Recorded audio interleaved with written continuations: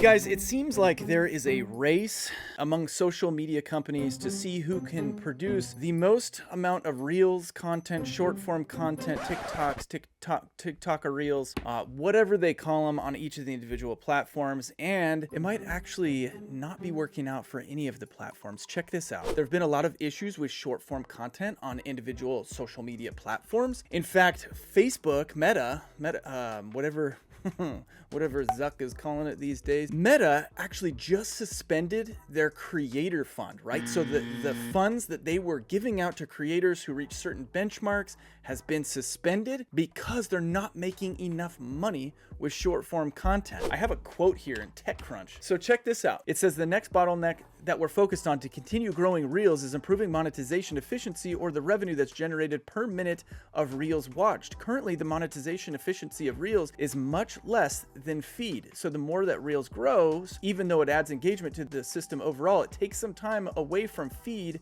and we actually lose money. You guys, this is a huge problem. And then there's another article about Instagram. Good news for Instagram purist. Instagram chief Adam Mosseri says the platform has gone too hard on pushing videos, and I will look to making photos more of a focus once again in 2023. Here's the problem with these platforms, and here's the problem with short form content. There's no money in it, because nobody wants to freaking sit and watch a 15 or 30-second ad in between watching 15 or 30-second videos. That's problem number one. Problem number two is that these platforms are completely saturated with trash content. It's very difficult to make high quality content that converts, or high quality content and reward everybody for it. So what's happening is these platforms have created monsters that are going to be very difficult for them to get out of. Basically, when TikTok came out swinging with short form content, really felt like Vine 2.0, they changed the way that people view content. Now, everybody has been trained to seek very fast-paced, high-energy, short-form content, but the problem is that it has stolen the attention away from things that actually matter, that actually drive revenue, like feed or long-form content with YouTube. Short-form content on YouTube came out of the gate swinging, but it completely shifted the way that people view long-form content. Study your viewing habits. You follow people for their shorts, but that doesn't necessarily mean you're going to watch their long form content. The YouTube Shorts algorithm has trained audiences to segment their interest. And if you subscribe to somebody because of their short form content, it's awesome. That doesn't necessarily mean that you care at all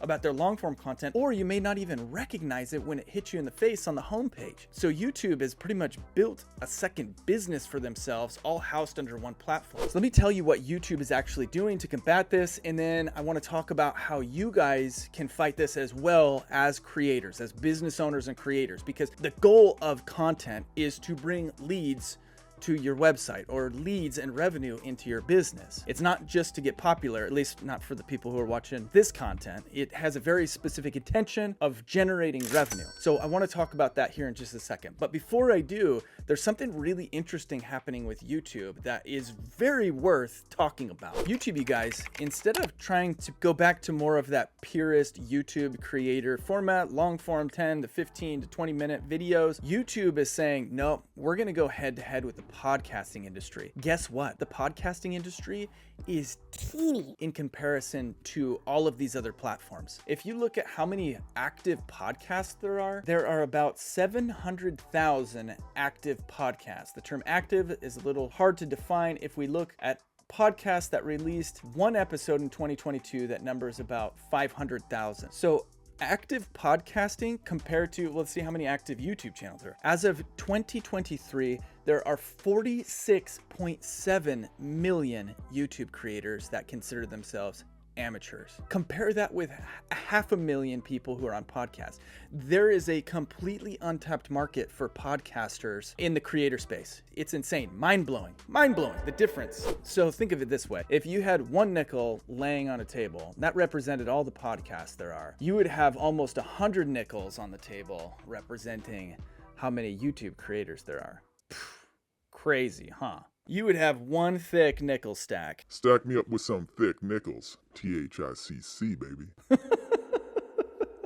So my point is that YouTube now is pushing ultra long form content so they can continue generating revenue. They're also making it super easy to clip shorts out of your long form podcast straight from the YouTube platform. So YouTube, rather than trying to repivot back like Facebook and Instagram are doing, is saying, nope, we're going to offer a solution that both increases the segment of long form content producers that we create and also utilizes shorts in a way that gives more promotion back to the long form content. So you guys, YouTube's actually being really smart about that. Now here's where things get a little bit interesting. Everybody is talking about shorts right now. There are a lot of people who are saying double down, triple down, quadruple down on shorts in 2023. I don't think that that's the solution. If you're a business owner who's creating shorts who wants to drive leads, you know that long form content, based off of our studies on all of the clients that we work with, long form content converts an audience at about 100 to 1 versus short form content. So if you're wanting to convert audience members over to being consumers of your products and services, then long form content is much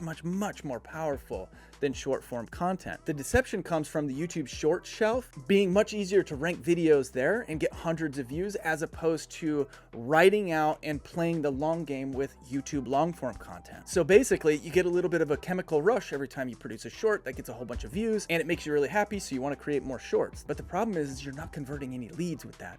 You're not getting people to say, I want to work with this person, I want to buy this product, because the content's too short. They can't build a relationship with you. So here's my solution for you guys moving into 2023 and 2024 with short form and long form content. Create both. Create long form content that includes clippable shorts in each of the videos. I like to think of them as segments that you can clip out of your long form content that will still bring attention back to your long form content, but that also make good shorts, so that way you can participate in that fast-paced growth model of the short shelf. My prediction for video content moving into the next 5-10 years is that shorts and longs are going to harmoniously figure out how to work with each other, and these platforms are going to figure out how to best promote them, so that way they can continue to make money and benefit from the content as well. Nobody wants shorts to go away, but things are going to change a little bit on the platforms. Kind of like when LinkedIn offered video and everybody's videos ranked really well, and then LinkedIn figured out that, oh my gosh, we're ranking a whole bunch of trash video,